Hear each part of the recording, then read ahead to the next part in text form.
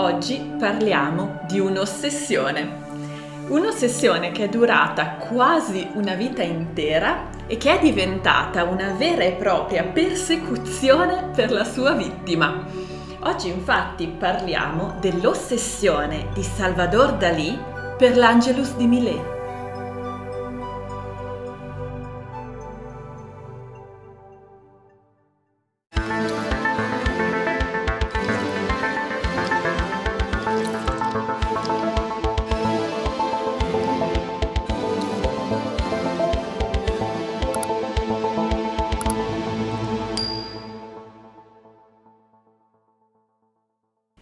Benvenuti oppure bentornati. Io sono Beatrice e in questo canale parliamo di arte, musica e letteratura. E se questi argomenti vi piacciono e se volete integrarli un po' nella vostra vita anche mentre fate altro, assicuratevi di essere iscritti a questo canale. E oggi parliamo di qualcosa di un po' particolare, ovvero dell'ossessione di Salvador Dalì per il dipinto L'Angelus di Jean-François Millet. Salvador Dalì è il pittore surrealista e Dalì ebbe una vera e propria paranoia, perché lui la chiamava così, per questo dipinto L'Angelus di Jean-François Millet, per l'appunto, che è un pittore dell'Ottocento. E questa ossessione si potrebbe forse dire che rasentò la follia, ma Dalì era un tipo un po' particolare, adesso infatti ne parliamo. E questa ossessione portò Dalì ad avere allucinazioni, a sentirsi perseguitato e a creare un buon numero di opere, di dipinti in questo caso specifico, che citano proprio l'Angelus di Millet, nel quale lui vedeva qualcosa di molto inquietante. E grazie, se così si può dire, proprio all'Angelus di Millet, Dalì scrive anche un breve saggio nel quale parla del suo metodo paranoico critico e in questo saggio Dalì applica proprio questo metodo paranoico critico all'analisi dell'Angelus di Millet. E in un certo senso questa cosa assunse per Dalì i contorni di un incubo. E in questo video andiamo proprio a raccontare di questa ossessione, cercando di capire da dove nasce e perché, vedendo un attimo cosa Dalì vedeva in questo dipinto e poi facendo un po' un excursus in alcune opere di Salvador Dalì che citano e rielaborano proprio l'Angelus di Millet. E cominciamo col dire che Dalì è una delle personalità più particolari della storia dell'arte. Era un surrealista, però lui proprio come persona era molto particolare. Infatti è molto difficile da capire Dalì, sia come persona, sia come pittore, quindi le sue opere sono difficili da capire. Però c'è da dire che questo rapporto con l'Angelus di Millet è un rapporto di amore, odio, persecuzione, ossessione, paranoia che lo perseguitò per quasi tutta la vita. In alcuni momenti di più, in alcuni momenti di meno, ma comunque è stato una sorta di continuum, almeno da un certo punto in poi.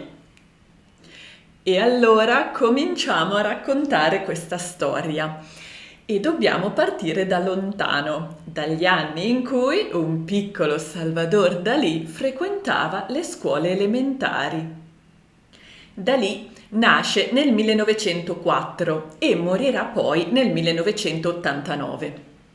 E il primo incontro, se così si può dire, con questo quadro intitolato L'Angelus del pittore Jean-François Millet, Dalì lo ha alle scuole elementari perché dentro la sua scuola, appeso a una parete, c'era proprio una copia di questo quadro.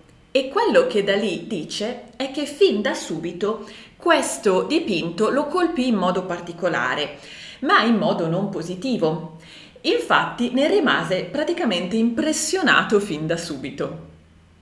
Dalì infatti racconta come lui osservasse spesso questo dipinto e anche a lezione, quando si distraeva, quando magari non aveva voglia di seguire, si ritrovava a pensare a questo quadro, che lo aveva colpito perché nella sua percezione nascondeva qualcosa di oscuro, qualcosa di malvagio, che però il piccolo Dalì non era ancora in grado di non tanto di percepire, forse più di capire, di comprendere. Ma non solo, infatti, al di là dell'impressione generale che questo dipinto esercitava sul piccolo bambino, che ne era praticamente quasi spaventato, c'era un particolare che inquietava particolarmente Dalì ed era il cesto di patate. Perché all'inizio Dalì non sapeva spiegarselo, ma poi nel tempo cominciò a vedere dietro a questo cesto di patate qualcosa di molto diverso e nel passare del tempo cominciò anche a vedere dietro i due personaggi del dipinto qualcosa di molto diverso. Ma andiamo con ordine.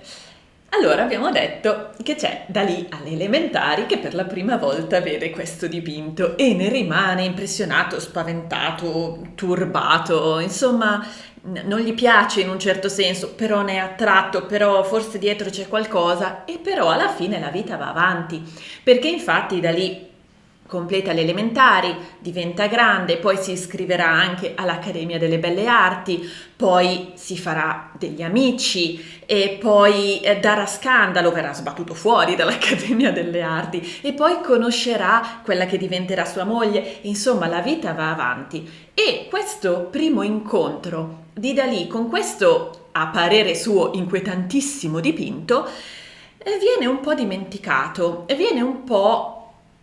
Si può dire in un modo poetico che si confonde nelle nebbie, insomma se ne dimentica in buona sostanza e questo quadro rimane nei cassetti della sua memoria fino a un certo punto.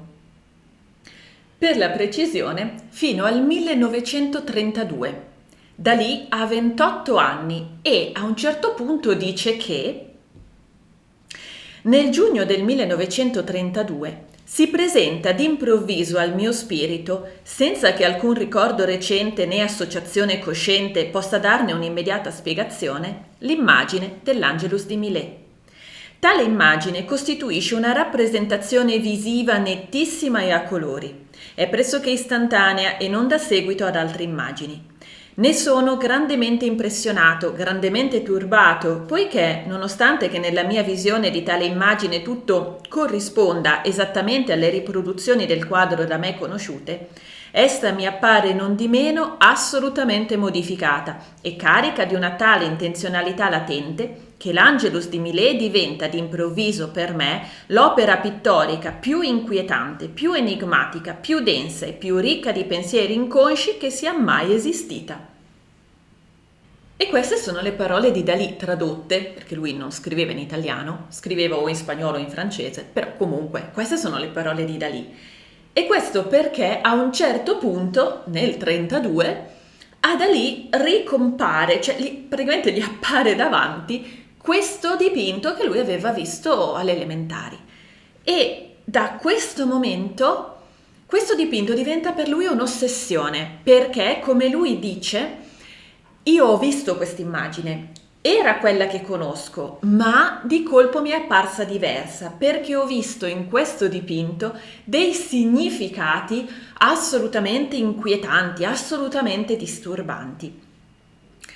E questo dipinto diventa per Dalì una persecuzione non in senso figurato, cioè lui ci pensava, quindi una persecuzione in quel senso perché ci pensi sempre, sì, lui ci pensava tantissimo, ma una persecuzione in senso quasi reale perché lui comincia a vederlo dappertutto e dopo vediamo perché lui racconta alcuni episodi di dove lui comincia a vedere questo dipinto e vede i personaggi, lui comincia a vedere questo dipinto e questi personaggi un po' dappertutto e di conseguenza si sente perseguitato dai personaggi di questo dipinto e questa cosa diventerà una fiamma, per così dire, che darà vita ad alcune o a un buon numero di sue opere.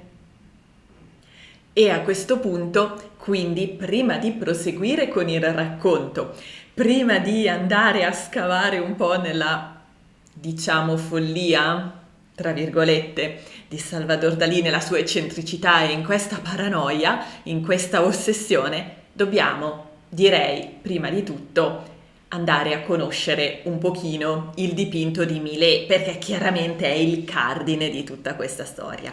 E quindi adesso andiamo a osservare il dipinto L'Angelus del pittore Jean-François Millet. E prima di tutto, per capire il dipinto di Millet, bisogna vedere chi era, anzi cosa faceva Millet. Millet infatti era un pittore ottocentesco che faceva parte della corrente chiamata realismo. E questo è molto importante per capire i dipinti di Millet.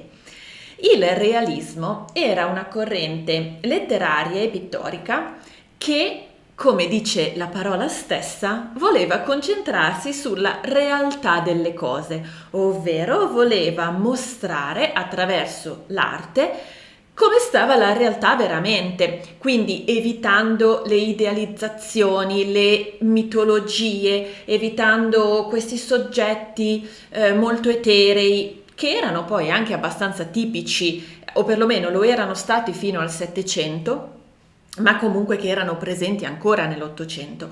E il realismo dice proprio sì, ma l'arte dovrebbe anche mostrare la vita per come è. Ed è proprio quello che facevano i realisti. E Millet era un esponente del realismo. Certo, bisogna tenere presente che, come ogni cosa fatta da persone, è per forza filtrata. Non può essere del tutto oggettiva, nemmeno una fotografia è oggettiva, nemmeno il cinema, un video non è oggettivo, quindi non lo è certamente né un quadro, né un libro, né un componimento poetico o altro. Però sta di fatto che, anche se filtrata dalla sensibilità dell'autore, il realismo voleva mostrare una realtà, diciamo, più vera. Quindi, a dispetto dei soggetti, per esempio, mitologici che andavano tanto fino al Settecento in pittura, il realismo vuole mostrare anche quella parte di vita che normalmente nell'arte non entra, o fino a quel momento era entrata molto poco, quindi gli usi e i costumi, la vita anche dei poveri, la vita per come è in modo molto materiale, ma non in senso negativo. E infatti, per esempio, Millet si concentra sulla vita contadina. Lui, a livello di sensibilità personale, era molto vicino alla vita contadina e lui è proprio quello che dipinge prevalentemente. E per l'appunto, come abbiamo detto, è chiaro che un'opera è sempre filtrata dalla sensibilità del suo autore, e nel caso di Millet le sue opere certo mostrano la vita contadina, ma la mostrano in modo molto dignitoso, proprio perché Millet, che comunque aveva vissuto in prima persona la vita contadina, vedeva proprio in questo lavoro una grande dignità, una grande centratura, insomma, persone che erano di valore, e questo traspare molto nelle sue opere. Però sta di fatto che comunque è un pittore realista, e quindi quello che fa è mostrare la vita nelle piccole cose, la realtà della vita fatta di piccole cose e di persone umili. Siamo quindi in presenza di un pittore che, dipingendo la realtà, non ha, o comunque non dovrebbe avere, dietro chissà che messaggi particolari. Noi abbiamo visto già nei nostri video diversi dipinti, e la maggior parte di questi aveva un sacco di dietrologie, perché sì, si vede questo, però magari vuol dire quell'altra cosa, perché erano dipinti del 400, 500, 600, che avevano spesso, non sempre, ma avevano tanto questa cosa. Ma nell'Ottocento questa maniera comincia a decadere, e soprattutto decade chiaramente per un realista che fa in un certo senso la funzione di un fotografo. Questa cosa è importante da tenere presente, perché nonostante tutto Dalì ci vedrà l'inverosimile dietro a questo dipinto. Quindi adesso, come prima cosa, per poi andare a vedere cosa ci racconta Dalì, andiamo a vedere come è fatto il dipinto intitolato L'Angelus del pittore realista Jean-François Millet.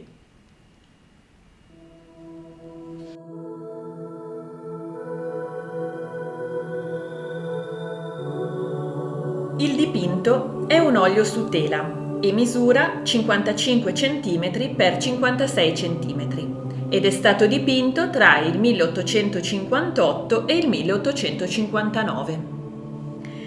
I colori di questo dipinto sono caldi, le luci sono soffuse e le figure sono in leggero controluce. L'ambientazione è ampia, spaziosa e spoglia. E il tutto è pervaso da calma e silenzio e sembra quasi sospeso un po' nel tempo.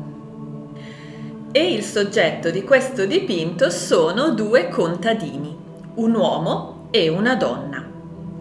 L'uomo, fermo in piedi, veste scarpe da lavoro marroni e pesanti, pantaloni blu e una giacca marrone portata sopra una camicia bianca e ha un foulard rosso annodato attorno al collo. E l'uomo ha le spalle curve, lo sguardo basso e si è tolto il cappello. Il cappello scuro, infatti, lo tiene in mano in segno di rispetto. Anche la donna ha le spalle curve e lo sguardo basso e tiene le mani giunte in preghiera.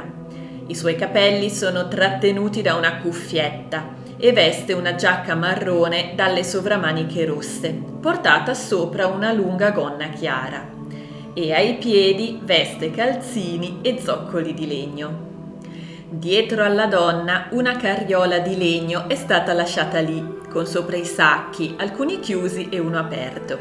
Accanto all'uomo c'è un forcone a tridente piantato nel terreno e ai piedi dei due contadini, tra di loro, c'è un cesto con dentro alcune patate. E nella terra si vedono altre patate, alcune vicino ai piedi dell'uomo e vicino all'attrezzo da lavoro. Il resto del campo appare quasi incolto, pervaso dall'erba che si presenta più secca nella parte antistante per rinverdirsi man mano che la vista si allontana. E l'orizzonte è lontano, quasi completamente dritto. E sulla destra, dietro le spalle della donna, si staglia il campanile di una chiesa. Il cielo all'orizzonte cambia tinta, colorando le nuvole di rosa e di giallo, mentre un poco di azzurro è ancora visibile tra di esse. E in cima, in alto, vola uno stormo di uccelli scuri. Il dipinto rappresenta due contadini che stanno raccogliendo patate e che, posati sul posto i loro attrezzi, i sacchi, il cestino e le patate, hanno fermato il lavoro per dire l'Angelus, la preghiera che si fa alla Madonna 3 volte al giorno, all'aurora, a mezzogiorno e al tramonto, quando c'è il suono delle campane dell'Angelus o campane dell'Ave Maria. E questo dipinto prende spunto da ciò che Millet stesso aveva vissuto durante la sua infanzia, quando la sua nonna, durante il lavoro nei campi, al rintocco della campana faceva smettere un attimo tutti di lavorare per recitare l'Angelus. E proprio da qui, infatti, deriva il titolo del dipinto, l'Angelus, perché è quello che è raffigurato. 2 contadini stavano raccogliendo patate, ma al rintocco della campana, che infatti si vede alle spalle della donna il campanile della chiesa, al rintocco della campana si sono fermati, hanno appoggiato tutto e si sono messi a recitare l'Angelus. Infatti l'uomo si è tolto il cappello in segno di rispetto e lo tiene così e sta a capo chino, e anche la donna sta a capo chino con le mani giunte, proprio perché questi 2 contadini stanno facendo una pausa di riposo dicendo una preghiera. E infatti il titolo del dipinto dice esattamente questo. E tra l'altro, curiosità, L'Angelus è il secondo titolo che è stato dato da Millet a questo dipinto, che originariamente era stato invece intitolato, ovviamente da Millet, Preghiera per il raccolto di patate. Però, insomma, abbiamo capito che l'argomento proprio questo è. E questo dipinto è in effetti diventato molto famoso, è stato riprodotto varie volte, è stato anche utilizzato varie volte per vari scopi, per esempio pubblicitari o comunicativi in vario modo.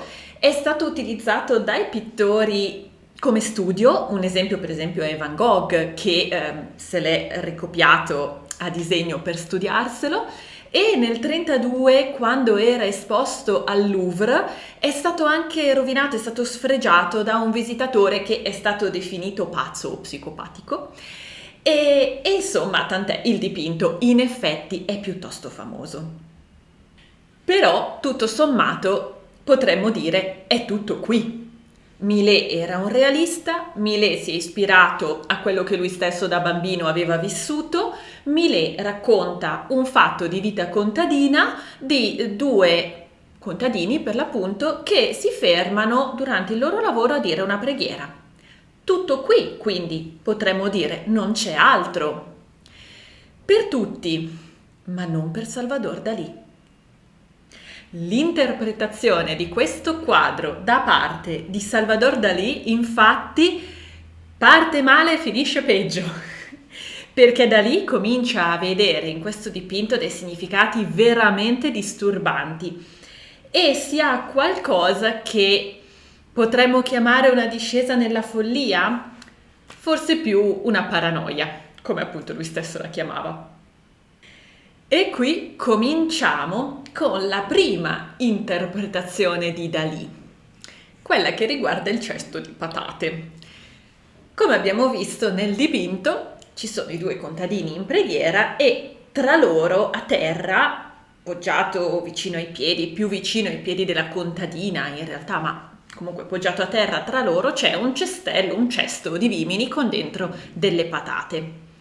Ecco, dietro a questo cesto di patate, da lì comincia a vederci qualcosa, ovvero una bara. Esatto, secondo Dalì, quello non sarebbe davvero un cesto di patate, ma sarebbe una bara, o meglio, secondo Dalì, originariamente lì c'era una bara e poi Millet ci aveva un po' ripensato, magari perché dipingere una bara sarebbe stato troppo d'impatto e quindi, secondo Dalì, questa è l'opinione di Dalì, secondo Dalì Millet aveva quindi deciso di nascondere la bara con il cesto di patate. E questo perché, secondo Dalì, il quadro non rappresenterebbe, a dispetto del titolo, del primo titolo, secondo titolo, a dispetto di ciò che aveva vissuto Millet nell'infanzia e tutto, a dispetto di tutto quanto, secondo Dalì, il quadro non rappresenterebbe due contadini in preghiera, una pausa dal lavoro in cui i due contadini pregano, ma rappresenterebbe una veglia funebre. E per la precisione, secondo Dalì, questi due contadini sarebbero due genitori che stanno piangendo sulla bara del loro figlio morto. E Dalì era assolutamente convinto di questa lettura, tanto che nel 1963, in un certo senso sfruttando la sua fama, quindi insomma essendo Dalì, se te lo chiede Dalì, ecco, Dalì chiese al Louvre di fare un'analisi con i raggi X su questa tela per verificare se dietro ci fosse per l'appunto la bara che lui sospettava. E all'analisi dei raggi X venne fuori che dietro il cesto di patate c'è una forma che sembra un parallelepipedo. Ma quindi Dalì ha ragione? Davvero questo Angelus è un ripensamento, ma il vero soggetto era una veglia funebre su una bara? Per Dalì il trovare dietro al cesto di patate questo parallelepipedo, questa forma, fu la prova che lui aveva ragione, la prova che dietro quel cesto di patate c'era davvero una bara originariamente. Ma nella realtà è vero davvero? Mm, probabilmente no, anzi, quasi sicuramente no, nel senso che quella forma geometrica che è uscita molto probabilmente era semplicemente la costruzione del dipinto. Lo sappiamo, qualunque pittore va a farsi il progetto e una volta che va su tela o su parete, nel caso di affreschi, eccetera, ci sono le costruzioni sotto. In lavori particolarmente grandi ci sono anche i cartoni preparatori, è ovvio, cioè, difficilmente vai sulla tela così di getto. E probabilmente proprio quello che aveva fatto Millet, si era fatto una costruzione di base e un parallelepipedo che ti contenga una cesta è abbastanza sensato.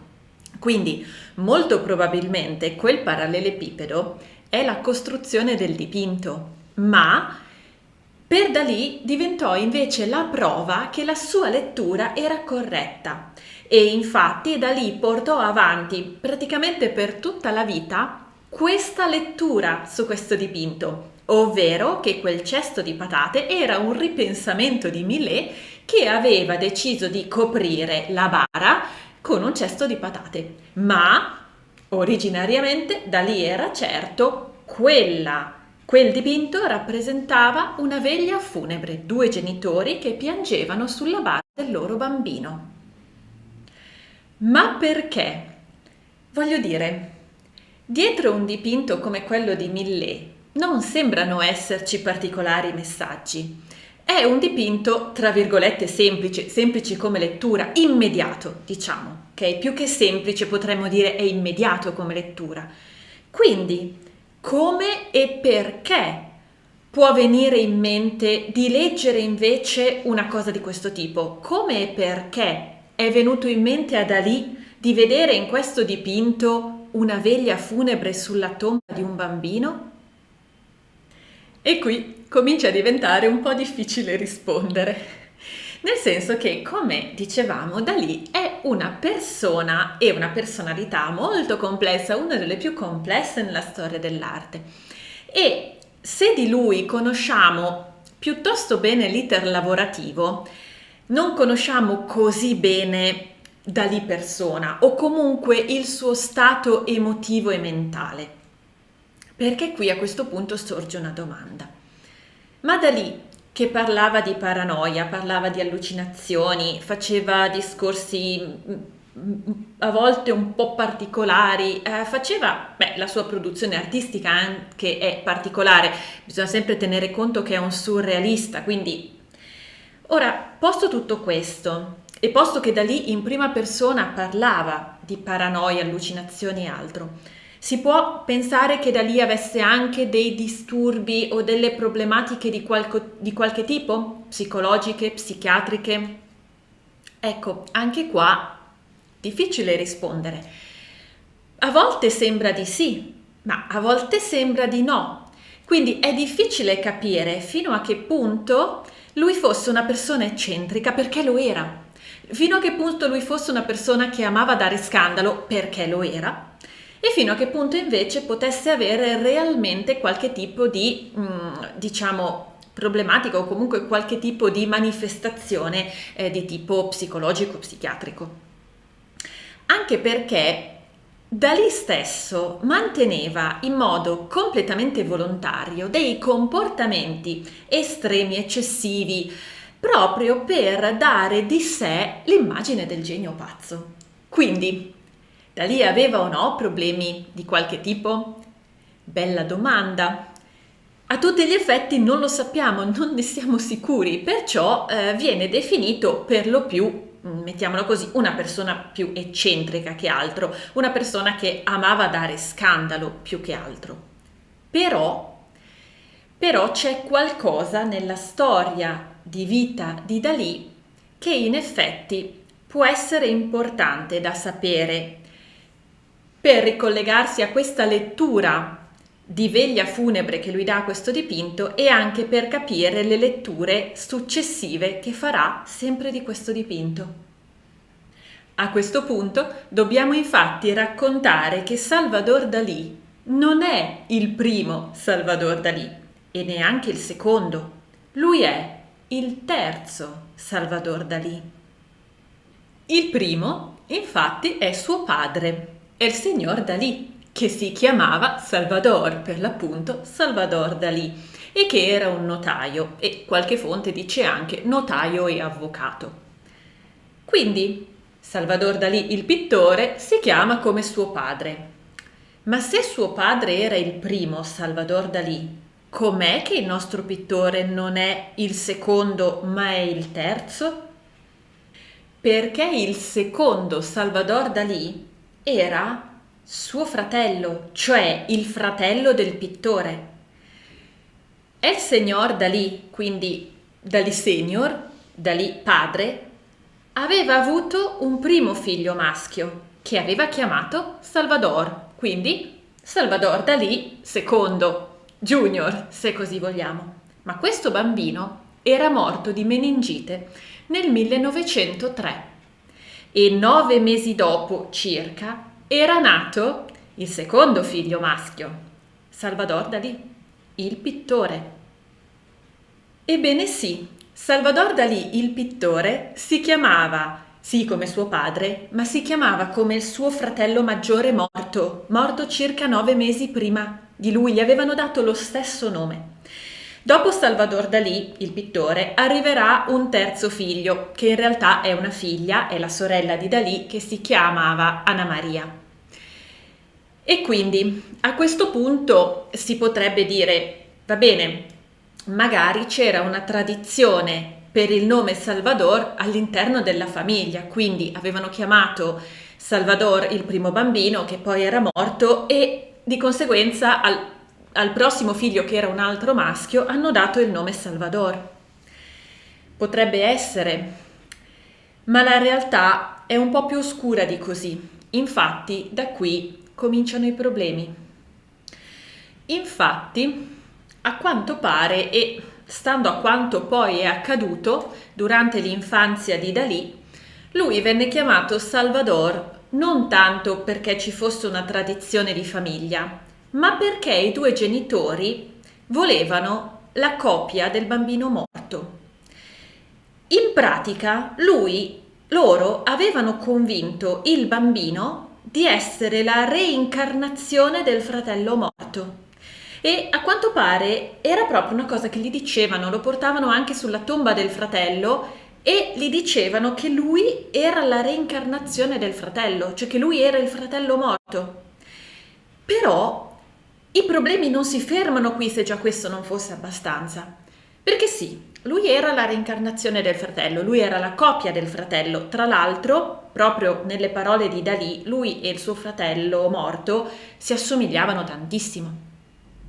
Ma quindi lui non solo era la reincarnazione del fratello, non solo lui doveva essere il fratello, ma il problema è che non ci riusciva abbastanza bene, perché a quanto pare, soprattutto suo padre, era in un certo senso deluso perché questo secondo bambino non era proprio come il primo. Cioè non erano veramente la stessa persona e questa cosa al padre non andava tanto giù, perché il padre voleva il figlio morto nel secondo figlio e ovviamente essendo un'altra persona non poteva essere la persona di prima, ma al padre questa cosa non andava bene e quindi da lì stesso dice che suo padre lo percepiva sempre come sbagliato, perché sì, sei la reincarnazione ma non abbastanza. E d'altro canto c'era una mamma iperprotettiva che avendo visto morire il primo figlio, lei sempre dell'opinione che fosse comunque la reincarnazione, però aveva paura che gli morisse di nuovo e quindi era iperprotettiva e continuava a dirgli di non morire come suo fratello.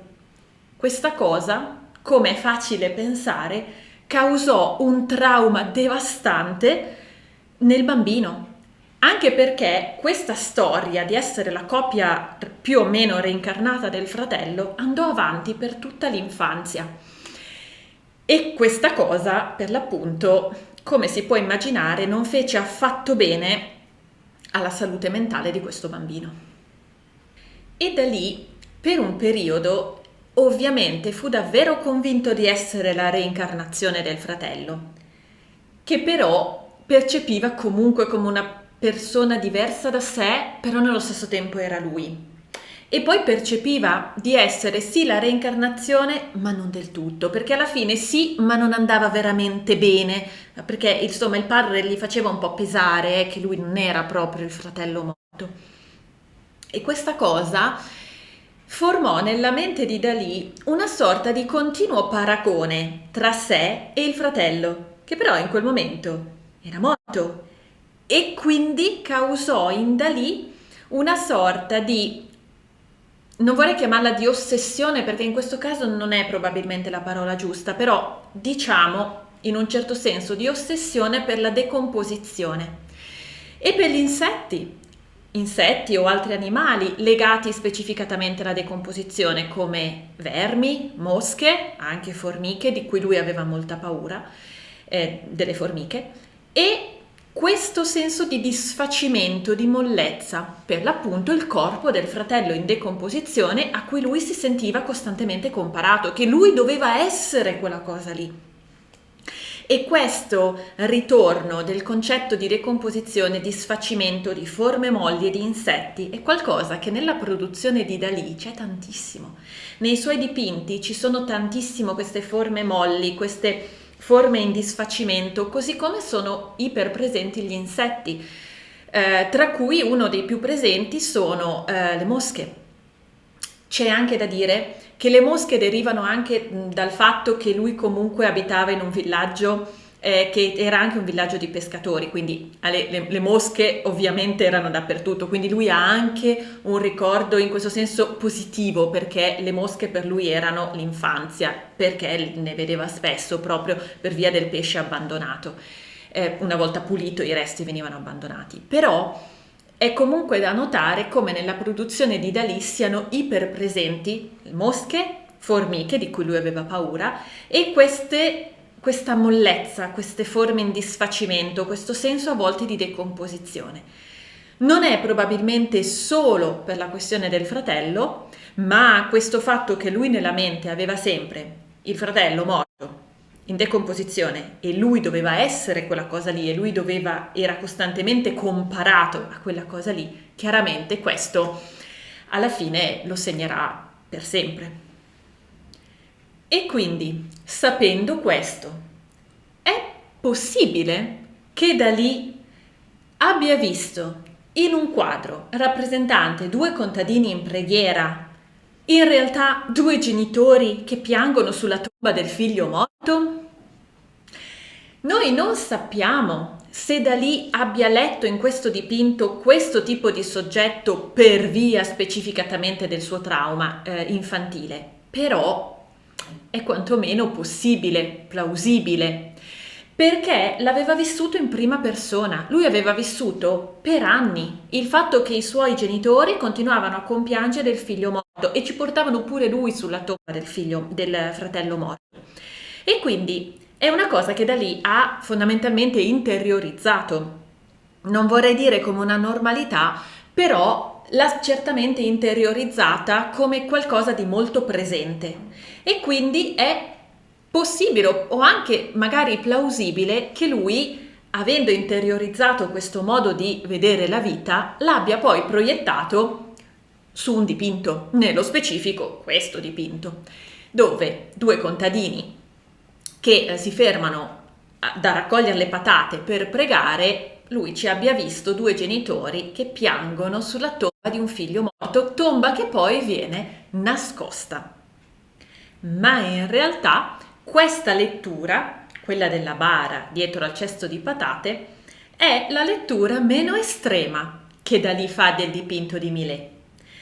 Infatti, a quanto pare, l'infanzia di Dalì gli ha causato una serie di traumi. Noi non conosciamo un granché dell'infanzia di Dalì, conosciamo questo episodio del fratello morto perché lo racconta lui, però d'altro non è che sappiamo veramente un granché. Quindi ora non si riesce ad andare a capire esattamente che cosa possa aver causato altre problematiche, però altre problematiche escono nelle letture successive che Dalì fa del dipinto di Millet.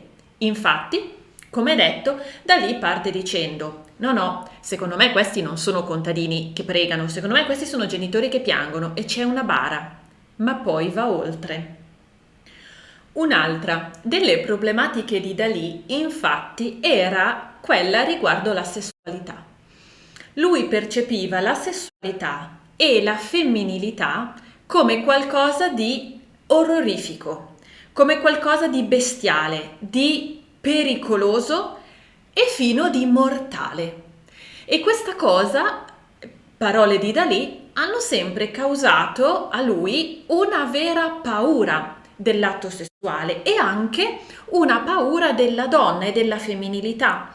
Dalì nel suo saggio scrive: è un periodo, qui si riferisce a questo periodo, sarebbe la sua infanzia e giovinezza. È un periodo in cui vivevo nel terrore dell'atto d'amore, al quale conferivo caratteri di animalità, di estrema violenza e ferocia, al punto da sentirmi del tutto incapace di compierlo, non solo per la mia presunta insufficienza fisiologica, ma anche per la paura della sua forza annientatrice, che mi faceva credere in conseguenze quasi mortali. E questa problematica verso la sessualità e la femminilità non lo abbandonerà, allora fondamentalmente non lo abbandonerà mai, però a un certo punto verrà mitigata da quella che diventerà sua moglie. Sempre nel suo saggio Dalì scrive: questo terrore, quello della sessualità, dell'atto sessuale e anche della donna, questo terrore si era violentemente impadronito di me all'inizio della mia relazione con Galà, un inizio che segnava una crisi decisiva nella mia vita erotica, poiché l'amore di Galà doveva operare una vera e propria cura psichica. Chi era Galà? Galà o Gala, a seconda che si voglia pronunciare alla francese oppure no, io sono abituata a pronunciarlo Galà.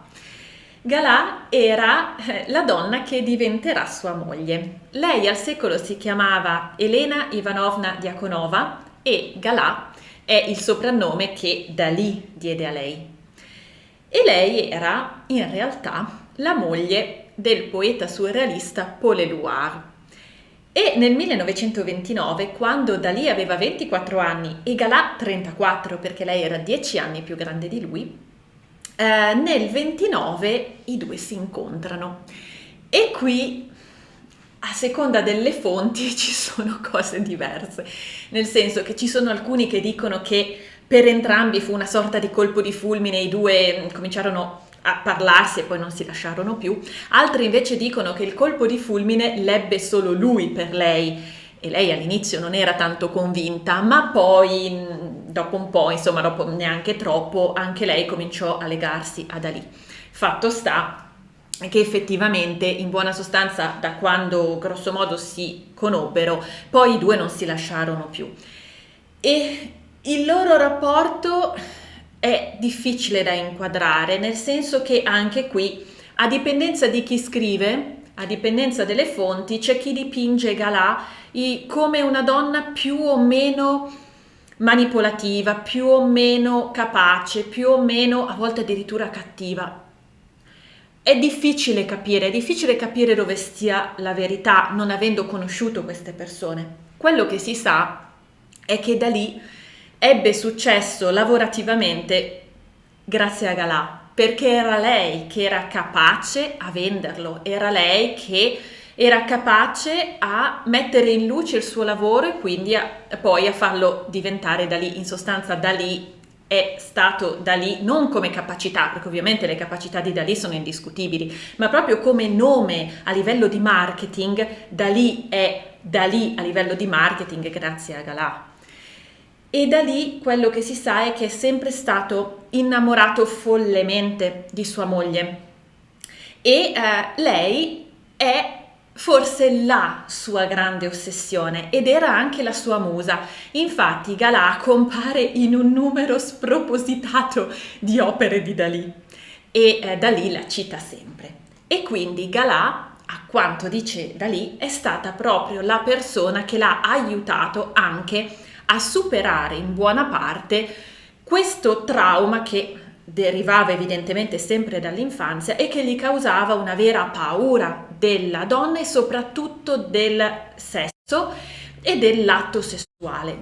Però chiaramente, per quanto l'amore di Galà sia stato fondamentale e imprescindibile, un trauma molto forte non viene mai del tutto cancellato. E infatti, proprio in questo trauma mai del tutto cancellato né superato, mettono le radici le successive interpretazioni di Dalì sul quadro di Millet e nello specifico sulla contadina, ovvero sulla parte femminile. Guardando infatti il dipinto di Millet, noi vediamo che ci sono questi due contadini che sono un uomo e una donna, ma noi non sappiamo che rapporto abbiano questi due personaggi.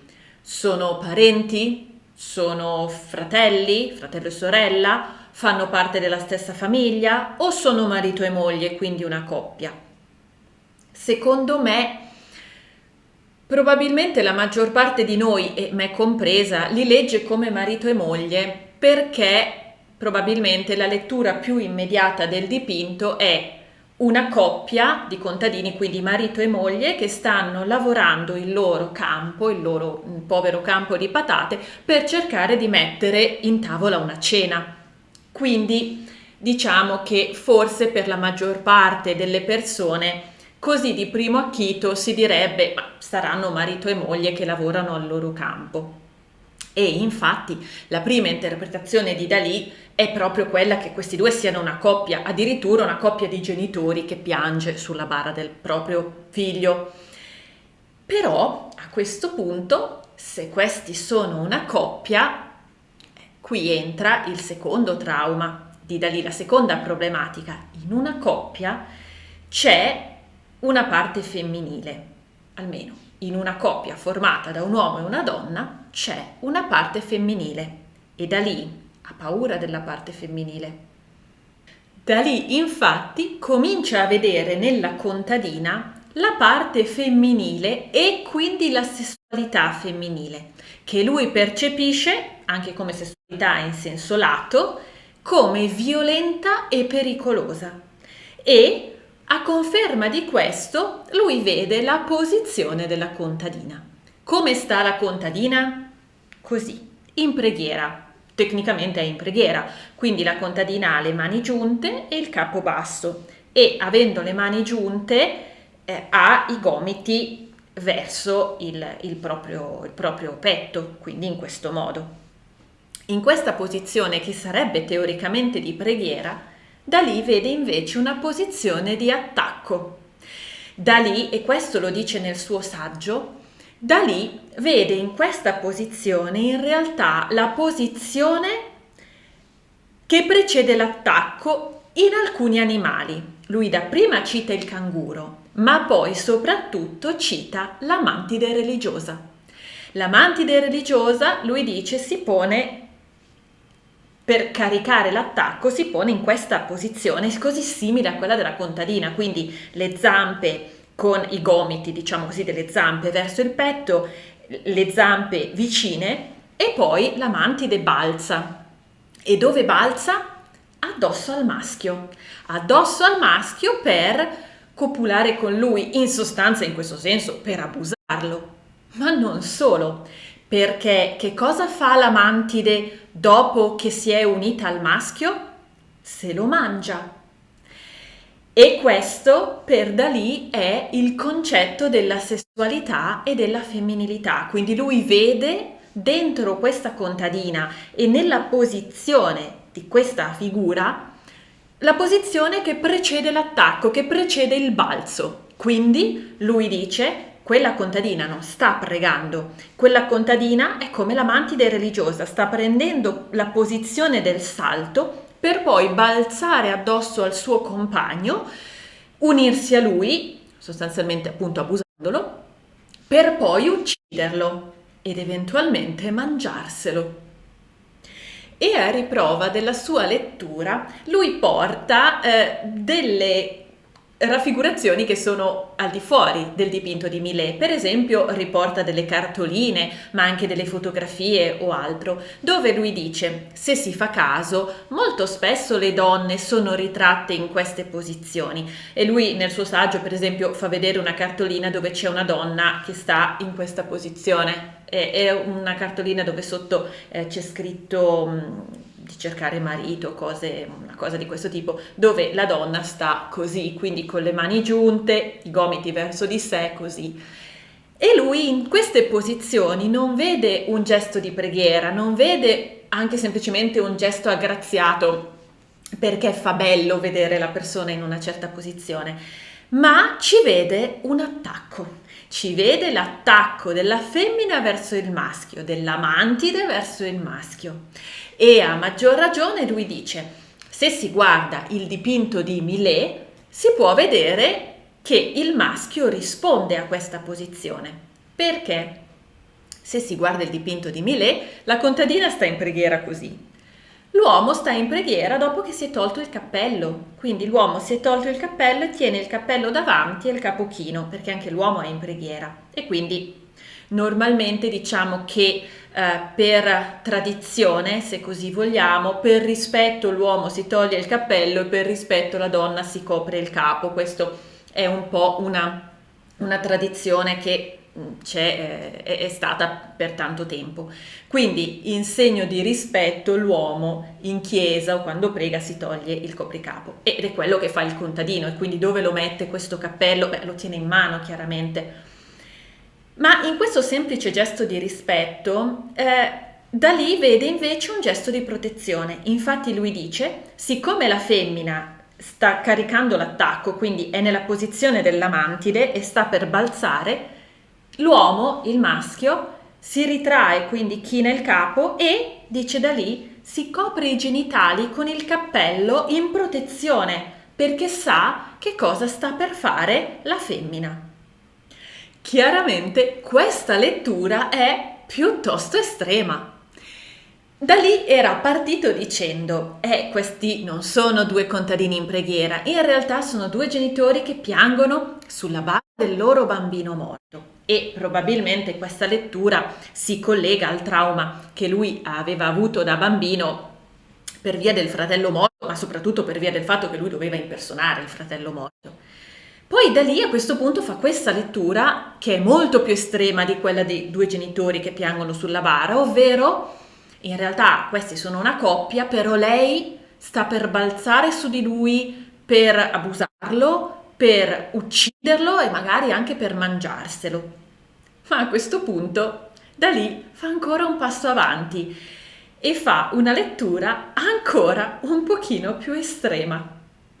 Dalì infatti a un certo punto non vede più in questi due personaggi una coppia, verosimilmente marito e moglie, ma comunque sia una coppia, paritaria quindi, ma vede una madre e un figlio, ma senza cambiare la sua lettura sessuale. Quindi Dalì, infine, legge in questo dipinto una madre che sta per assaltare sessualmente suo figlio.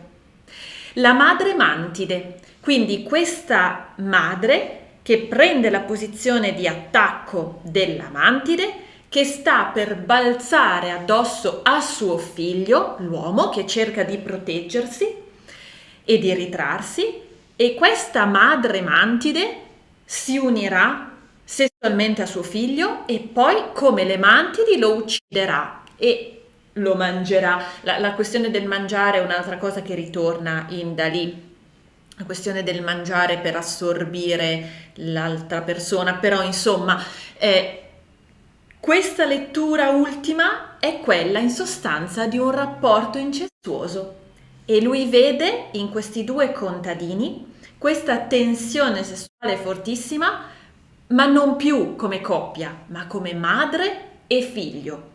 la madre che prende possesso e potere sul figlio. Quindi non solo una relazione violenta, non solo un finale potenzialmente mortale, ma questa figura di potere assolutamente sbilanciata, perché chiaramente a questo punto la madre mantide ha un totale potere sul figlio, in qualunque senso.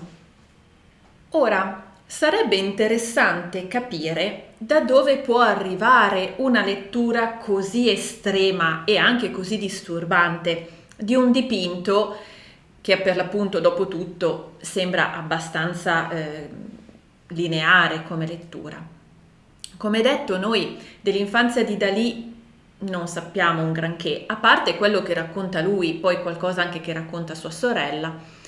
Sta di fatto che Dalì a un certo punto parla di un falso ricordo, dove lui dice, falso ricordo, che sua madre una volta, quando lui era bambino, ragazzino, gli praticò una fellazio e poi gli divorò il pene. Ora, capire che cosa sia questa cosa è difficile. È un falso ricordo? Va bene? Scaturito da cosa? Oppure è stato un sogno? Un incubo? Oppure è stata una sua fantasia? Addirittura un'allucinazione? Io alzo le mani. Io so solo che da lì a un certo punto parla di questo episodio, che lui stesso definisce falso ricordo, e però che evidentemente in qualche modo l'ha traumatizzato, oppure c'è stato qualcosa d'altro che non sappiamo e che poi lui ha rielaborato in questo modo? Sta di fatto che, e da lì stesso lo dice, lui ha sempre avuto proprio paura dell'atto sessuale e l'ha sempre ritenuto qualcosa di violento e brutale o addirittura di mortale, e ha anche avuto sempre paura della figura femminile.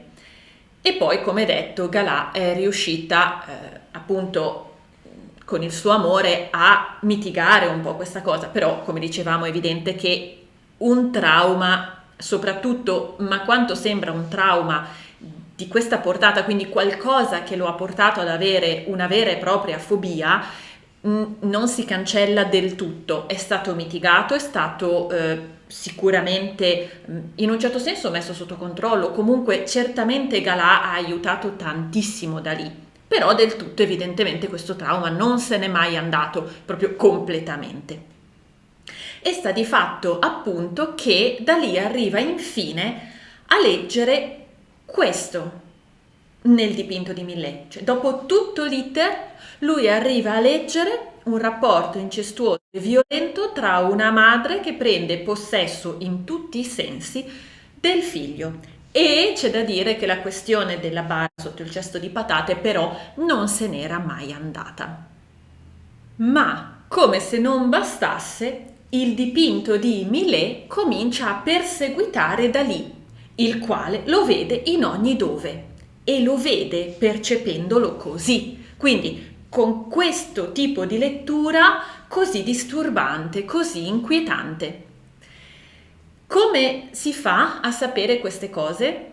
Le sappiamo perché è Dalì stesso a scriverle, per la precisione nel suo saggio che si intitola Il mito tragico dell'Angelus di Millet. E in questo saggio, come si può capire facilmente dal titolo, Dalì ci parla proprio della sua analisi del dipinto L'Angelus di Millet.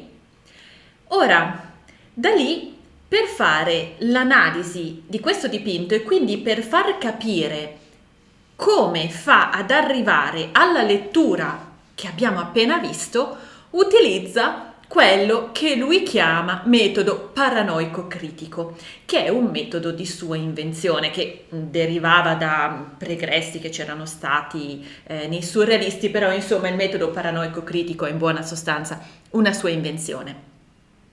E in questo saggio Dalì parla di tutte le persecuzioni, se così vogliamo chiamarle, che questo dipinto, che soprattutto i personaggi, i due contadini, di questo dipinto hanno fatto verso di lui.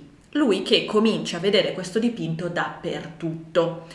E grazie, in effetti è così all'interno del saggio, grazie a questi fenomeni, diciamo ossessivi, diciamo allucinatori, lui li chiama paranoici, grazie a questi fenomeni da lì riesce ad arrivare alla lettura, che secondo lui è quella corretta, di questo dipinto. Che cos'è il metodo paranoico critico? È un metodo un po' particolare che non è molto chiaro perché non era chiaro neanche a Dalì. Infatti, lui stesso dice: da più di 30 anni l'ho inventato e lo applico con successo, benché non sappia ancora in cosa consista. Ok, in effetti non è facilissimo da capire, però diciamo che in buona sostanza consta di 3 fasi, potremmo dire così. La prima fase è quella paranoica, la seconda fase è quella critica e poi teoricamente c'è quella dell'espressione artistica. Ora, che cos'è la paranoia? Allora, a livello medico, in psichiatria la paranoia è un disturbo mentale caratterizzato da un delirio cronico, solitamente di tipo persecutorio, che persiste anche in assenza di evidenze concrete. Si manifesta con un modello pervasivo di diffidenza e sospetto ingiustificato verso gli altri che vengono interpretati come malevoli o dannosi.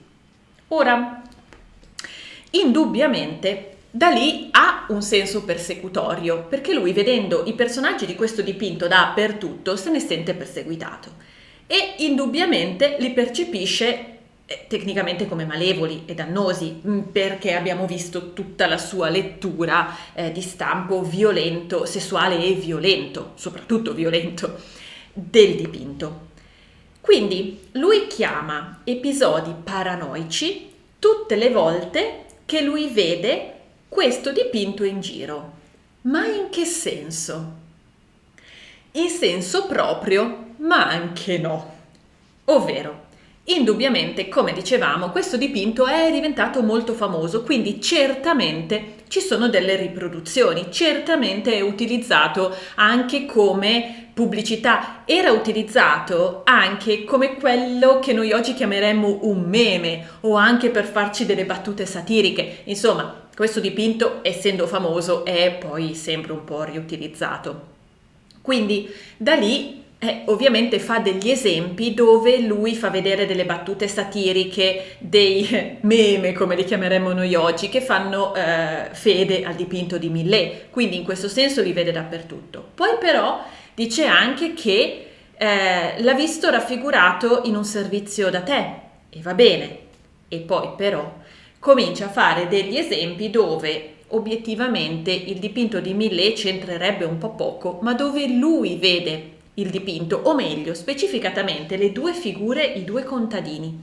Per esempio, lui dice che un giorno stava sulla spiaggia a giochicchiare con delle pietre e a un certo punto lui le ha messe in una posizione tale che ci ha visto i due contadini dell'Angelus di Millet.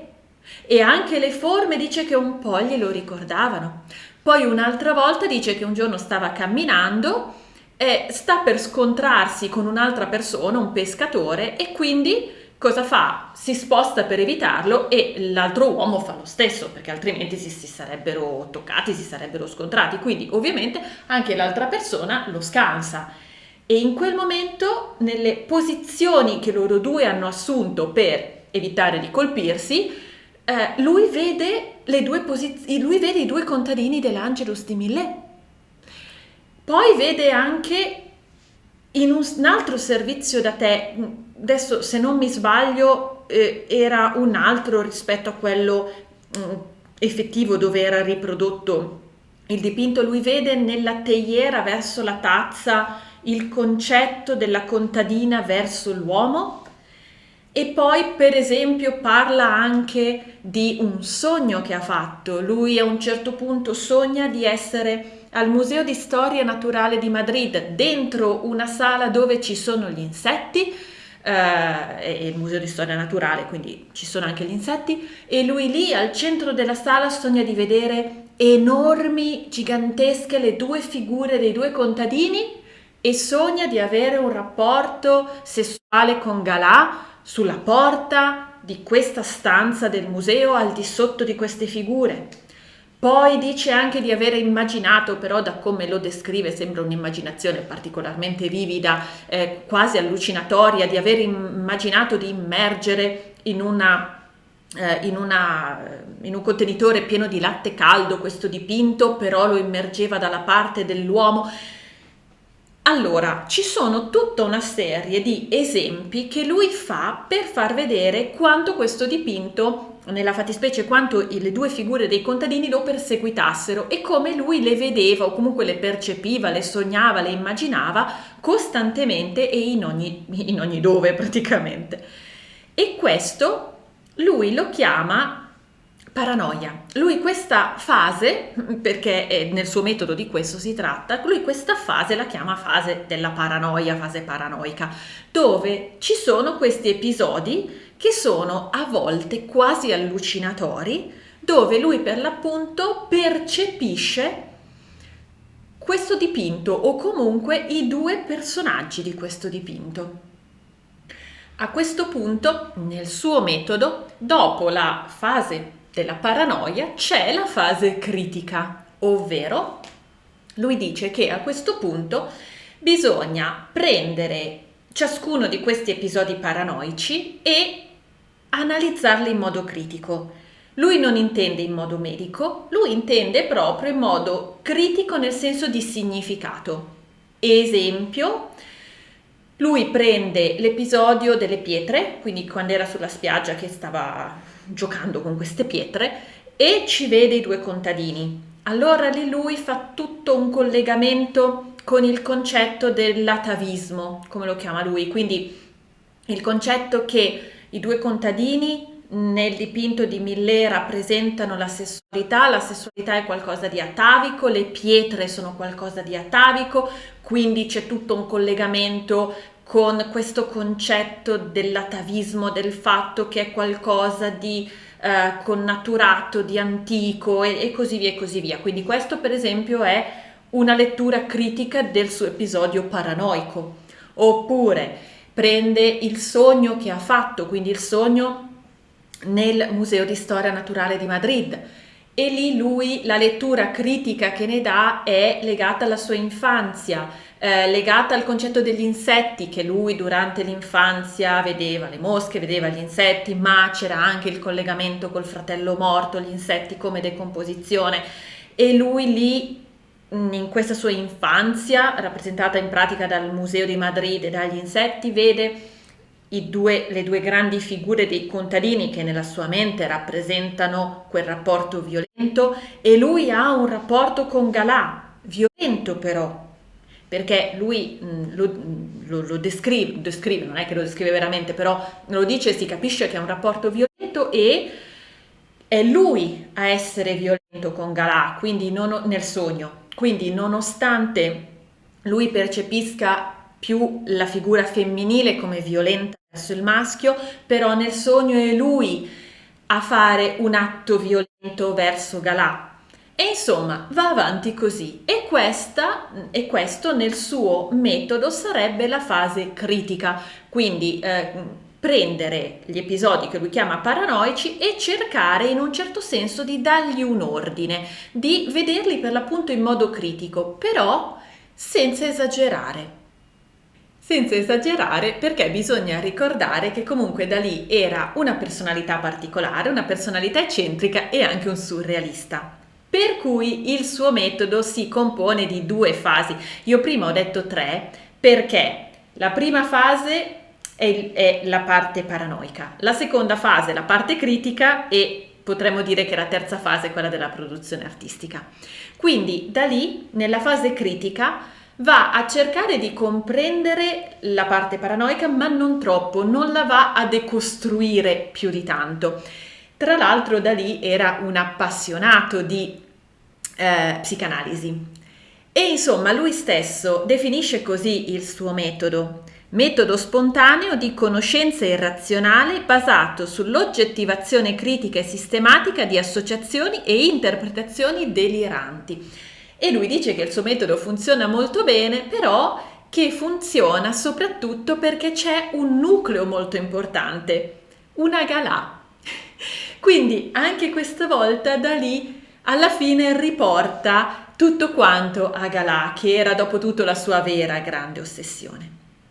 E quindi, prima fase, la fase paranoica, quindi a tutti gli effetti degli episodi deliranti e allucinatori, ma lui stesso li definisce così, poi una fase critica, e questo è il suo metodo, quindi una fase di più o meno comprensione, senza esagerare, senza decostruire troppo, e poi si passa alla produzione artistica.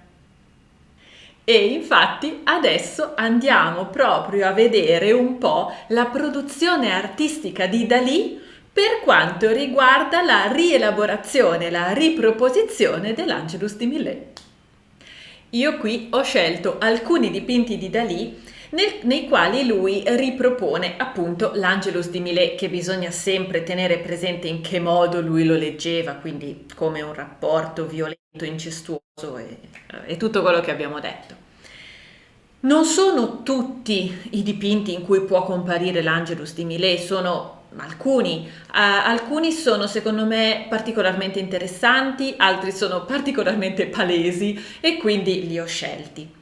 Qui devo fare un piccolo disclaimer. Solitamente noi andiamo ad approfondire molto un dipinto e un dipinto un video.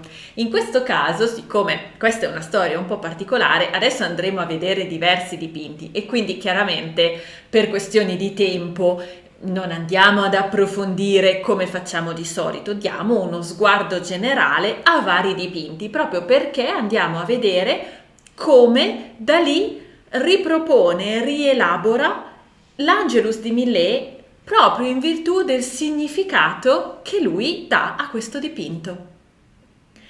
E saremo anche in grado di capire i dipinti di Dalì? Allora, fatto salvo che dall'Ottocento in poi è più difficile trovare tutte quelle dietrologie tipiche dei dipinti un po' più antichi. Qui siamo in pieno Novecento, quindi di solito non ci sono tutti quei significati nascosti, tutti quei layer per cui è dipinta una cosa però in realtà ne vuol dire un'altra. Però dire di capire Dalì, il punto è che non si capiva nemmeno lui. Infatti nel 1935 Dalì scrive: il fatto che io stesso al momento di dipingere non capisca il significato dei miei quadri non vuol dire che questi quadri non abbiano significato. Al contrario, il loro significato è talmente profondo, complesso, coerente, involontario, che sfugge alla semplice analisi dell'intuizione logica. Se nemmeno Dalì era in grado di capire o di capire completamente i suoi propri dipinti che lui dipingeva, non possiamo veramente capirli noi del tutto. E bisogna tenere conto, come sempre, che lui è un surrealista. Quindi, detto questo, adesso andiamo a vedere qualche quadro di Dalì nel quale lui ci ripropone l'Angelus di Millet e la sua visione dell'Angelus di Millet.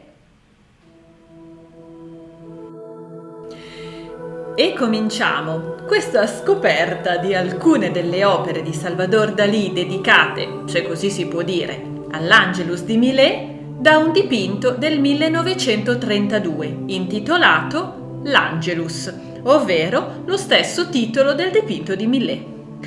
In questo dipinto le due figure dell'Angelus sono in primo piano, grandi e scure, ma la donna è più grande dell'uomo. Scura e china risulta più alta di lui, il quale, con la testa priva di volto, tiene il capo chino e il cappello davanti al ventre, mentre nel suo petto è aperto un buco di forma irregolare. E l'uomo veste un solo pantalone, lasciando così scoperta una gamba, sulla quale indossa solo il calzino e il reggicalze da uomo. E le due figure si trovano in quella che sembra una sorta di nicchia, scura anch'essa, nei cui lati sono ricavate 2 ulteriori piccole nicchie ad arco, entro le quali alcuni musicisti stanno suonando. E la grande nicchia o porta, nella quale sono le figure dell'Angelus, si apre su uno spazio arido e prospettico dal pavimento blu. Uno spazio prospettico la cui profondità è sottolineata dalle righe a terra che vanno in fuga, è una prospettiva centrale, e dai paletti metallici che corrono dietro l'uomo. E, più lontano e poi verso l'orizzonte, vi sono delle rocce, di cui una è a forma di automobile.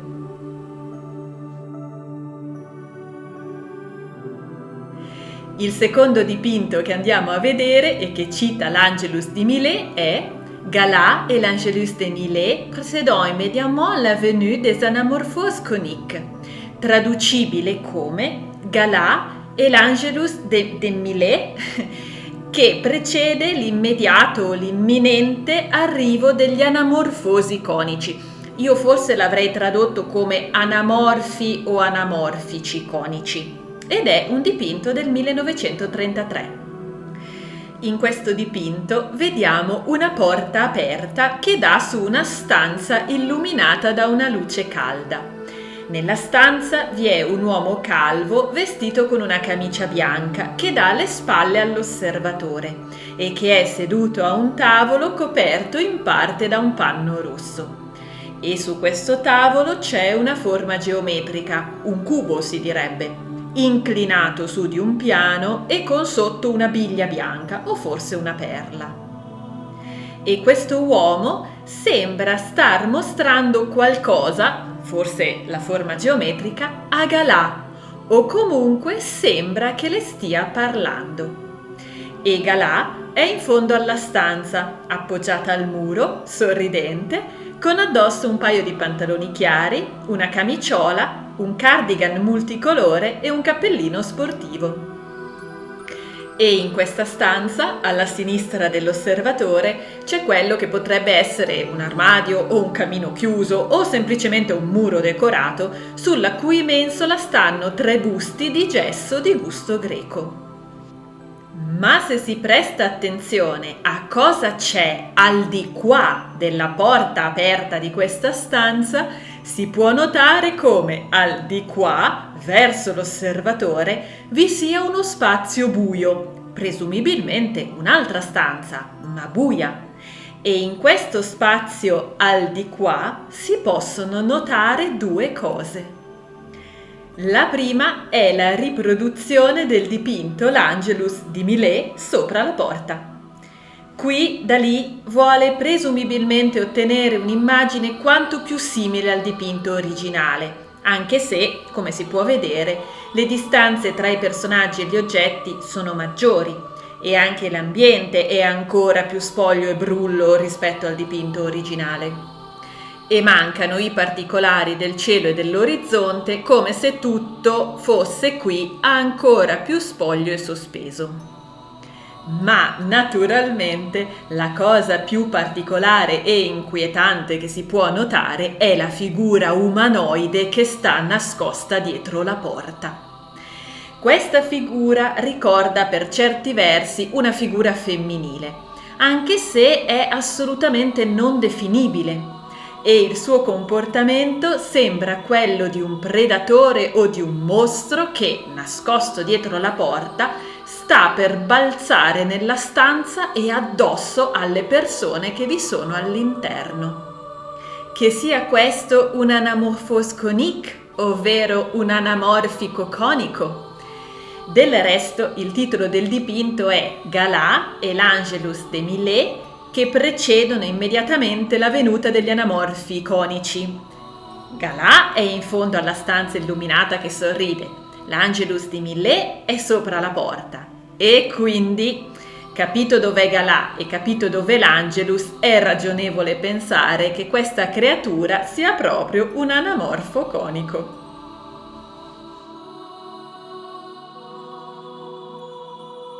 Il prossimo dipinto è Angelus Architectonico de Millet, anch'esso del 1933. E qui le cose cominciano a farsi un po' più inquietanti. In questo dipinto, infatti, vediamo un paesaggio marino spoglio e brullo, come un po' sempre i paesaggi di Dalì che ricordano Portligat o la spiaggia di Cadaqués, con delle montagne e un villaggio sullo sfondo e il mare a destra. E su questa spiaggia campeggiano due enormi rocce. Sono forme geologiche bianche, sembrano calcaree e sono gigantesche. Il confronto lo si può fare non solo con il paese in lontananza, ma anche con le due figure piccoline, padre e figlio, che camminano ai piedi di una di esse. E queste due enormi formazioni rocciose sostituiscono i due contadini dell'Angelus di Millet. E qui, però, sembrerebbe che le posizioni delle due figure siano invertite. Nell'Angelus di Millet, infatti, la donna sta alla destra dell'osservatore e l'uomo sta alla sinistra. Qui sembrerebbe che le due figure si siano scambiate di posto. Certo, non è né immediato né sicuro capire chi è quale delle due rocce, ma si potrebbe ragionevolmente supporre che la figura a sinistra, più grande, dominante e possente, sia la donna, o meglio, la madre, secondo l'interpretazione di Dalì, la quale guarda quello che sarebbe quindi l'uomo, ovvero il figlio. Costui infatti è più piccolo, sottomesso e ha una forma dall'aspetto molle che è persino sostenuta da una stampella. E da questa forma, presumibilmente quella maschile, emerge una lunga protuberanza sottile che potrebbe rimandare all'idea del membro maschile e che indicherebbe quindi un atto sessuale. Anche perché, se si nota, la figura imponente che potrebbe essere la donna e quindi la madre ha un buco in quello che si potrebbe riconoscere come il ventre, forse il luogo dove stava quel figlio che ora si sta unendo carnalmente a lei. E questo sarebbe anche un atto di cannibalismo oltre che sessuale. Secondo Dalì, infatti, il suo terrore per l'atto sessuale sarebbe stato dovuto alla madre e a quel famoso falso ricordo. Certo, è anche da tenere presente che nei dipinti di Dalì, tra questi, tra l'altro che stiamo vedendo, è l'uomo spesso ad avere un buco nel petto. Quindi forse che anche in questo caso le figure non si sono veramente scambiate di posto, ma quello di sinistra è l'uomo più grande, che però allora troveremmo che è la donna a fare una sorta di penetrazione in lui. Ad ogni modo, dietro quella che finora abbiamo considerato la figura maschile, quindi quella più piccola, nelle nuvole si può vedere l'apparizione di quella che potrebbe essere la testa della contadina, coperta dalla cuffietta.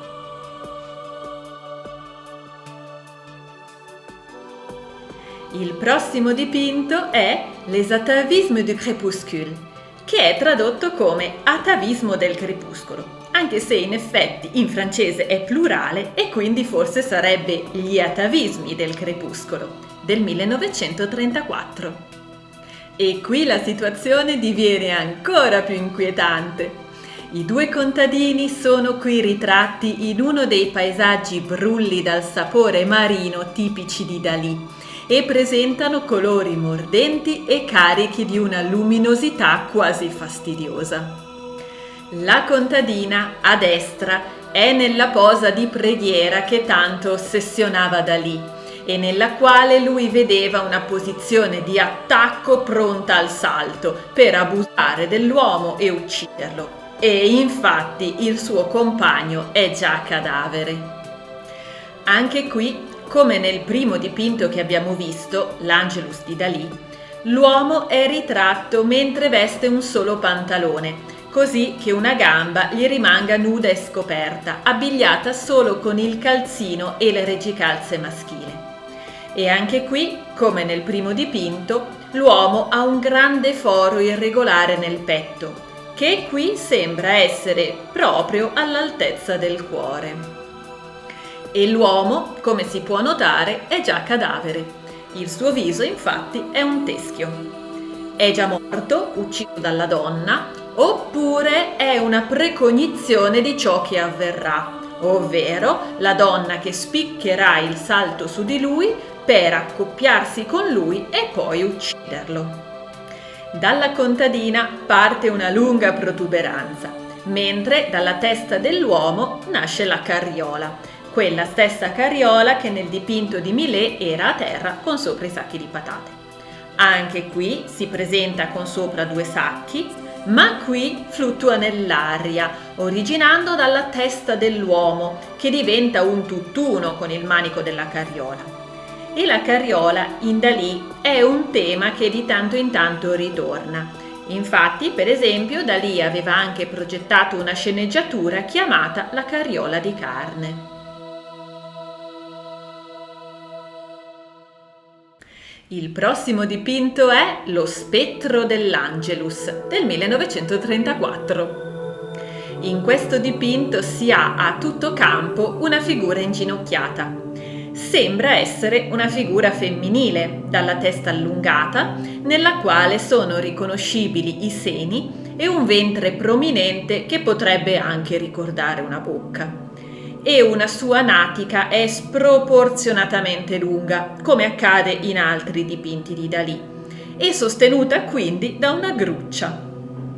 E dietro la figura, stagliate sul fondale, un cielo giallo, ci sono delle figure in forma di ombre o di nuvole.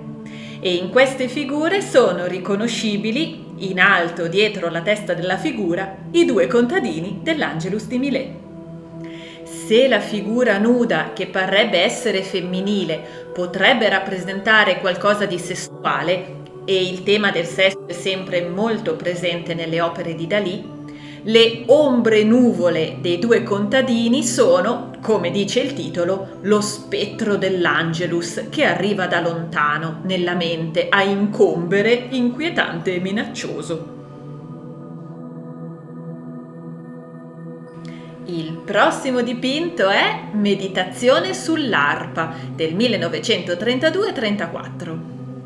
In questo dipinto vediamo una figura nera, incappucciata, di spalle, inginocchiata su di un ginocchio solo, come un cavaliere o come un genitore che si mette alla stessa altezza di un bambino. La figura è apparentemente maschile e ha un lungo gomito bucherellato che si protende all'indietro e che è sostenuto da una delle tipiche grucce di Dalì. E questi buchi scavati nel gomito della figura sembrano rimandare ai teschi ricorrenti nelle opere di Dalì. E dalla posizione del corpo e della mano sinistra, questa figura in nero sembra stare dicendo o spiegando qualcosa alle 2 grandi figure che troneggiano nel dipinto. Su di un terreno scuro e liscio, sullo sfondo di un paese di sassi, infatti, stanno 2 grandi figure umane, un uomo e una donna. E l'uomo è assolutamente riconoscibile come il contadino dell'Angelus di Millet. Capo chino, giubba e pantaloni, questa volta l'uomo è interamente vestito, e cappello in mano. E accanto a lui c'è una donna. A rigor di logica dovrebbe essere la contadina, ma spesso nelle opere di Dalì non c'è una vera logica come può essere comunemente intesa. E quindi possiamo solo dire che accanto all'uomo c'è una donna dai riccioli biondi completamente nuda. E per la prima volta la donna è nuda e non ha un comportamento minaccioso. Anzi, la donna abbraccia l'uomo e sembra appoggiargli la testa su una spalla. I 2 sembrano pensare, ascoltando cosa l'uomo in nero incappucciato ha da dir loro. Ma, se si osserva bene, si può vedere che la donna abbraccia l'uomo solo con il suo braccio sinistro. Infatti, la mano destra è poggiata sulla testa della figura in nero.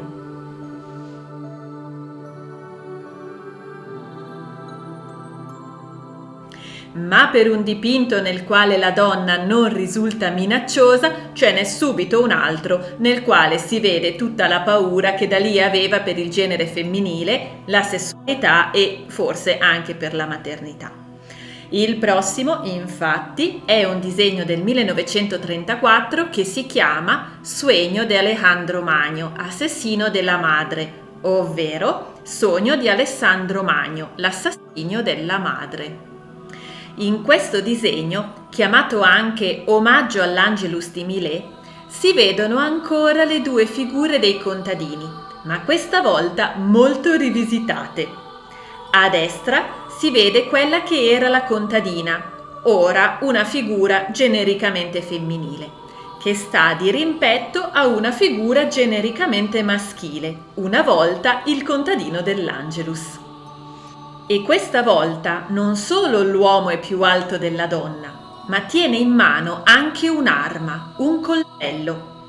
L'uomo infatti sta puntando il coltello dritto verso la donna, verso il suo petto. Ma non solo. Sono infatti riconoscibili nelle figure delle forme che rimandano ai sessi maschile e femminile. Le due forme sono alla stessa altezza. Rotondo, quello della donna, allungato, quello dell'uomo. Ma la forma dell'uomo non è solo allungata. Questa forma vagamente fallica riprende nettamente la forma del coltello. Di nuovo, in Dalì, la sessualità si associa al concetto di violenza, di dolore e soprattutto di morte. E il fatto che lui stesso intitoli questo disegno Assassinio della madre implica che queste due figure sono madre e figlio, mettendo in campo di nuovo la paura incestuosa. Un altro dipinto è Ritratto di Galà, conosciuto anche come l'Angelus di Galà, del 1935. E qui i livelli sono interessanti. In questo dipinto, infatti, vediamo ritratta Galà e, a farci caso, Galà è seduta su una carriola, la carriola dell'Angelus di Millet, e davanti a Galà c'è un'altra persona seduta di spalle. Chi è?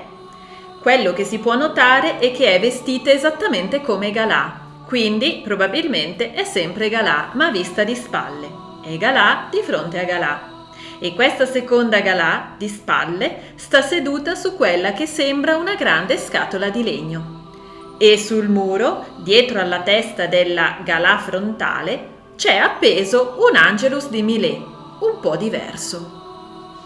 In questa rivisitazione dell'Angelus vediamo la donna seduta sopra la carriola, proprio come Galà nella stanza. E la figura della contadina questa volta sembra davvero minacciosa. La sua figura troneggia sull'uomo e le sue mani giunte sembrano veramente stare per avere un movimento violento. E l'uomo, a capo chino e con il cappello in mano, siede mestamente su quella che potrebbe essere la parte distale della carriola oppure una scatola di legno con dei sacchi. Qui il comportamento della contadina è evidentemente minaccioso e l'uomo è evidentemente impaurito. E dal comportamento dei due sembra quasi che la contadina stia rimproverando l'uomo come una madre con il proprio figlio. E la posizione dei due contadini nel quadro rimanda nettamente alla posizione delle due Galà nella stanza.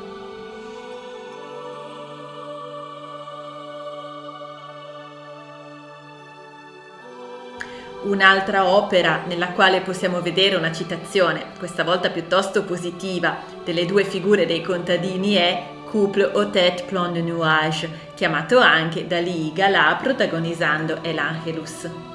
Due sagome che fungono da base per uno dei paesaggi desertici di Dalì e che rappresentano la reminiscenza dei contadini dell'Angelus, ma anche Galà e Dalì.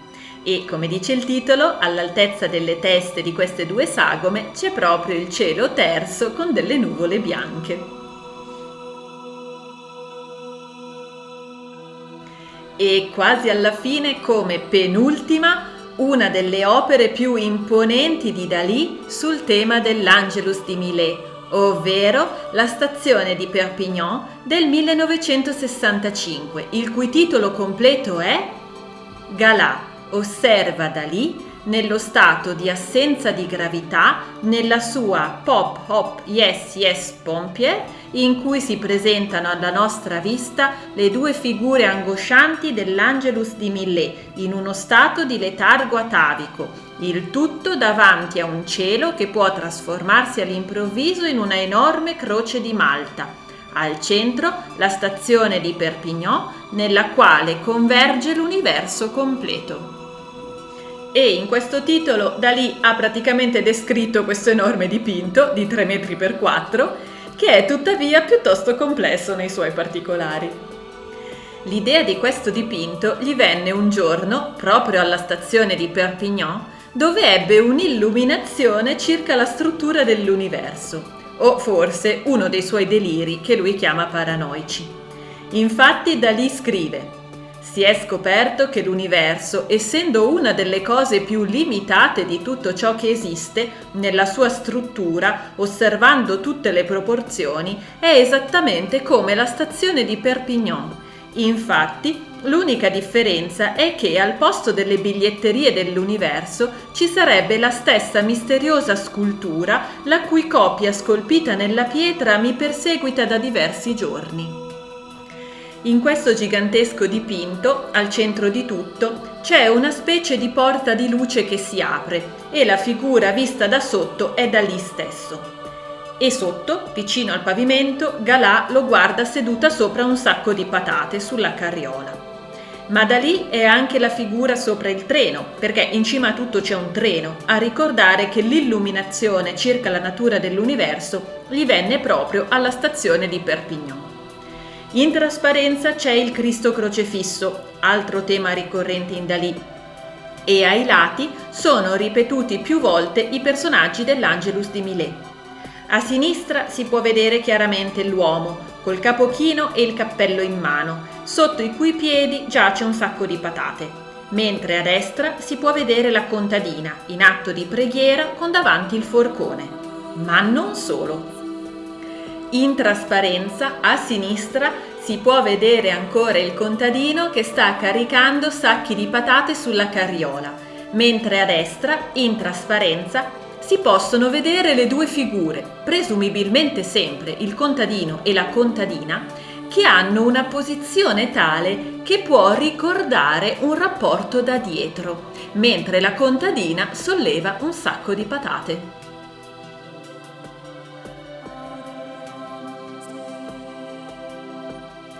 E infine, per concludere, ho tenuto per ultimo il dipinto che personalmente preferisco, Reminiscenza archeologica dell'Angelus de Millet del 1933-35. In questo dipinto vediamo un ambiente crepuscolare e atavico. In questo deserto, sul cui sfondo si intravedono delle colline o delle basse montagne, si stagliano due enormi figure antiche. Sono due torri, ma hanno la forma delle due figure dell'Angelus. E sono fatte di pietra e di mattoni di pietra, e sono evidentemente costruzioni umane. Anzi, di più, sembrano proprio essere le vestigia di un luogo un tempo abitato. Nelle due enormi figure, infatti, sono riconoscibili porte e finestre, e ai loro piedi vi sono i resti di antichi archi e colonne. E ai loro piedi e su di loro è cresciuta della vegetazione, arbusti e alberi lunghi, simili a cipressi. E attorno ad esse, soprattutto intorno alla figura femminile, volano anche degli uccelli che, forse, hanno nidificato tra quelle mura. E ai piedi delle due grandi torri vi sono alcune persone, tra cui un padre che indica le antiche costruzioni al suo bambino. E dalle dimensioni di queste piccole figure umane si può capire quanto gigantesche siano le torri. E qui non posso non dire che questo dipinto, personalmente, mi dà delle vibrazioni che mi ricordano il dipinto di Arnold Böcklin, L'Isola dei Morti. E L'Isola dei Morti è stato un dipinto che ha influenzato Dalì. Infatti Dalì lo ha citato più volte tra cui una volta in un dipinto del 1932 intitolato La vera immagine dell'Isola dei Morti di Arnold Böcklin all'ora dell'Angelus.